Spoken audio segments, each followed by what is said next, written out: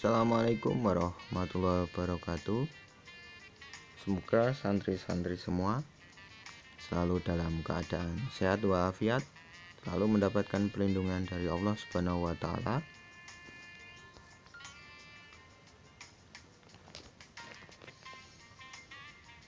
Tujuan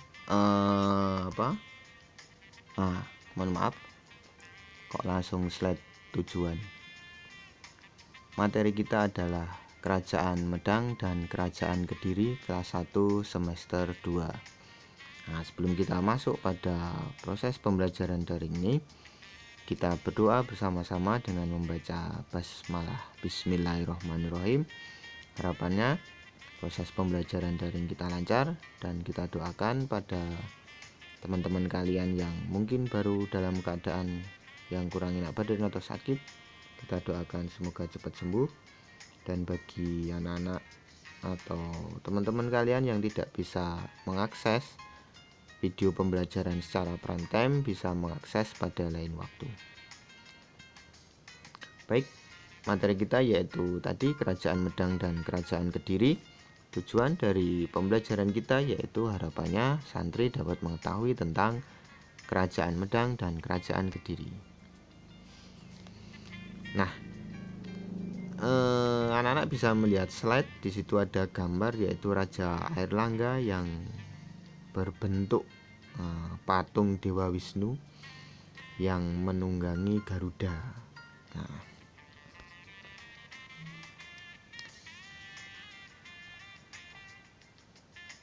dan ada peta di situ Kerajaan Kediri. Nah, yang merah itu adalah daerah kerajaannya, sedangkan yang orange itu adalah daerah kekuasaannya. Kita mulai dulu pada Kerajaan Medang.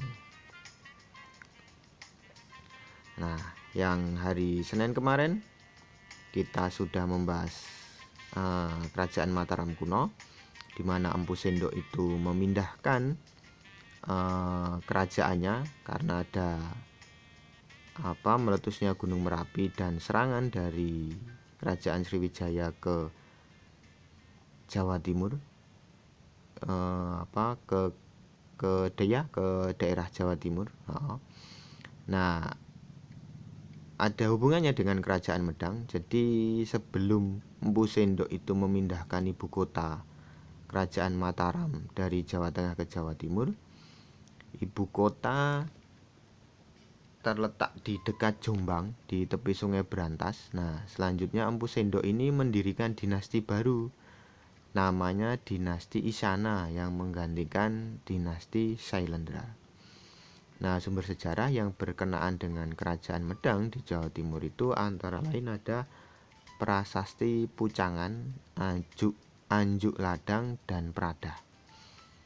Kemudian ada Prasasti Limus, Prasasti Sirah Keting, Wurara, Semangaka, Silet, Turun Hyang, dan Gandakuti. Nah, sumber lain adalah berita dari India dan Cina.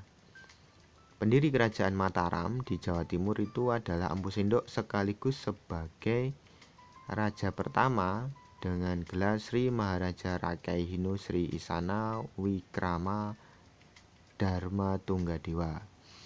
Nah, Empu Sendok itu memerintah tahun 929 sampai 948 Masehi. Setelah meninggal digantikan oleh anak perempuannya bernama Sri Isana Tunggawijaya. Nah, ia menikah dengan Sri Lokapala dan dikaruniai anak namanya Sri Makutawang Swardana yang kemudian naik tahta. Nah, Sri Makutawang Swardana ini digantikan oleh Sri Dharmawangsa Teguh Ananta Wikrama. Nah, berdasarkan berita dari Cina itu, Dharmawangsa pada tahun 990 Masehi mengadakan serangan ke Sriwijaya sebagai upaya mematahkan monopoli perdagangan, tapi gagal. Tahun 1016 Raja Wurawari menyerang Dharmawangsa. Nah, diduga itu penyerangan terjadi atas dorongan Kerajaan Sriwijaya. Nah, serangan itu terjadi saat Dharmawangsa sedang melaksanakan perkawinan antara putrinya dengan Airlangga, putra Raja Udayana dari Bali. Nah, ini menewaskan seluruh keluarga raja termasuk Dharmawangsa sendiri. Nah, hanya Airlangga yang berhasil menyelamatkan diri bersama seorang pengikutnya yang bernama Norotama. Airlangga bersembunyi di Wonogiri di daerah hutan gunung dan hidup sebagai pertapa. Nah, kemudian ada gambar tadi patung Raja Airlangga yang berbentuk patung Dewa Wisnu yang menunggangi Garuda. Nah, tahun 1019 Airlangga dinobatkan menjadi raja menggantikan Dharmawangsa oleh para pendeta Buddha. Nah, kemudian ia memulihkan hubungan baik dengan Sriwijaya. Airlangga membantu Sriwijaya ketika diserang Raja Colomandala dari India. Nah, tahun 1037 Airlangga berhasil mempersatukan kembali daerah-daerah yang pernah dikuasai oleh Dharmawangsa. Nah, kemudian Airlangga memindahkan ibu kota kerajaan dari Daha ke Kahuripan. Tahun 1042 Airlangga menyerahkan kekuasaan pada putrinya yang bernama Sang Rama Wijaya Tunggadewi. Tapi menolak. Nah, putrinya ini malah memilih menjadi seorang petapa dengan nama Ratu Giriputri. Nah, kemudian Airlangga memerintahkan Empu Barada untuk membagi dua kerajaan, yaitu Panjalu dengan ibu kota Daha dan Jenggala. Panjalu dengan ibu kota Daha dan Jenggala yang beribu kota di Kahuripan. Nah, ini dilakukan untuk mencegah terjadinya perang saudara antara kedua putrinya. Nah, corak ekonomi kerajaan Medang ini bergantung pada aktivitas maritim, pelayaran, dan perdagangan. Nah, saingannya itu adalah Sriwijaya, karena Sriwijaya menguasai jalur perdagangan laut India, Indonesia, Cina. Nah, ini yang menyebabkan yang tadi pernah disebutkan bahwa Dharmawangsa berusaha mematahkan monopoli perdagangan Sriwijaya. Begitu.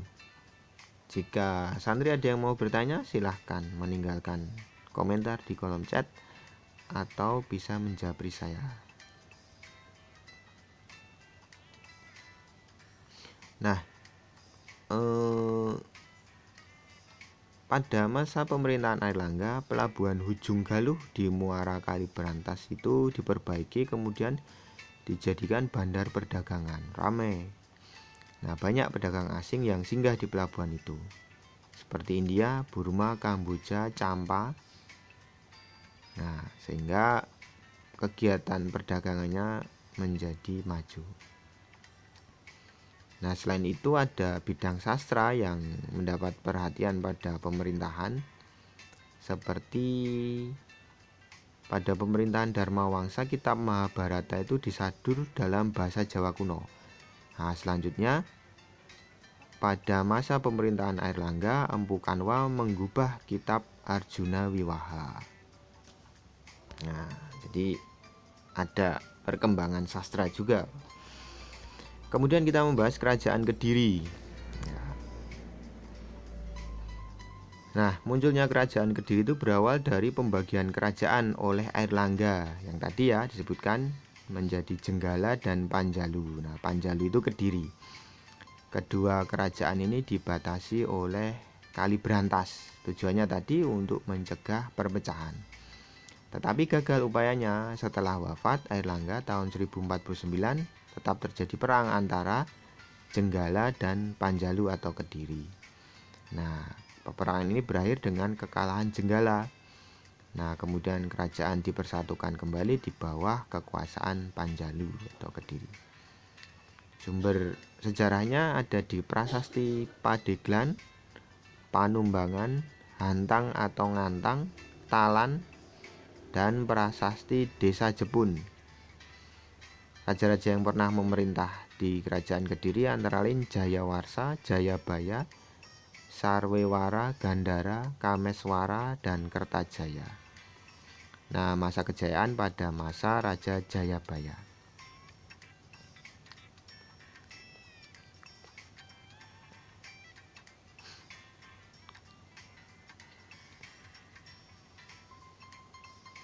Nah,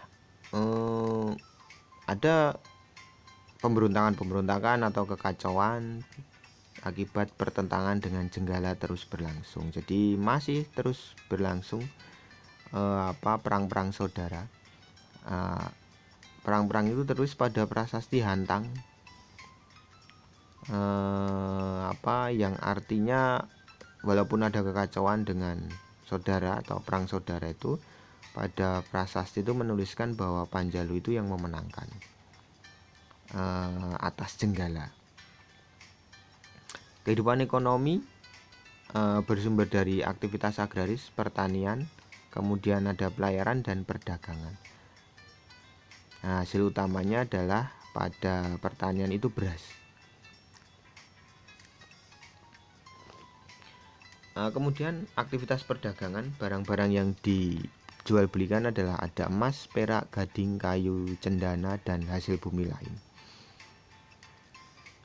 Perkembangan seni pada masa kerajaan Kediri itu ada kitab-kitab sastra seperti kitab Bharatayuda, kitab Kresnayana, kitab Semaradhana, dan kitab Lubdaka. Kekuasaan Kediri berakhir pada masa Kertajaya. Nah, pada masa pemerintahan itu terjadi pertentangan antara raja dan kaum Brahmana karena Kertajaya itu berlaku sombong dan melanggar adat. Para Brahmana kemudian mencari perlindungan kepada Ken Arok yang merupakan penguasa di Tumapel. Nah, pada tahun 1222 Masehi, Ken Arok dengan dukungan kaum Brahmana menyerang Kediri. Nah, akhirnya Kediri dapat dikalahkan oleh Ken Arok. Begitu kira-kira santri semua. Materi yang sangat singkat ini semoga bermanfaat. Santri semua bisa lebih memperdalam dengan membaca buku paket yang sudah ada, atau membaca materi yang sudah saya share, atau membaca literatur lain yang ada di internet. Tetap menjaga protokol kesehatan. Wabillahi taufiq wal hidayah. Assalamualaikum warahmatullahi wabarakatuh.